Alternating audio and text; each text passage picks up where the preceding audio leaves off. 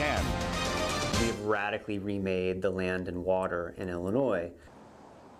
And experts say more changes may be coming. A new study from the U of I shows more than 70% of Illinois wetlands are not federally protected. Good evening. I'm Brandon Morano. And I'm Kelly Finley. We talked to an expert in the area to better understand what benefits these areas provide.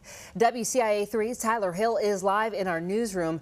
Tyler, where did they tell you most of the wetlands are located in central Illinois? Well, Kelly, one is Busey Woods here in Champaign County, and others are scattered across our viewing area. But since a 2023 Supreme Court decision, much of these lands lost protection they had from the 1972 Clean Water Act, which experts say could lead to several problems.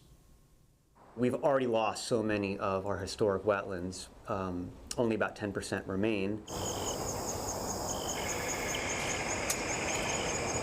Much of which, he says, have turned into farmland, which Prairie River Network Water Policy Director Robert Hirschfeld says is already affecting Illinois. The amount of flood protection that wetlands provide, it's hundreds of millions of dollars in Illinois alone annually. He says they also help filter drinking water, take in tons of carbon, and provide a much-needed habitat for wildlife. A lot of endangered and threatened species make their homes in wetlands. A study posted this month by the U of I says 72% of the state's remaining wetlands are not protected under the Clean Water Act. None of the wetlands that have already been drained or destroyed are impacted here, whether we're talking about the federal or state law, right? That what's done is done.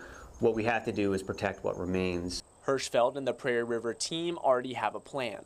They're proposing the state wetlands protection law.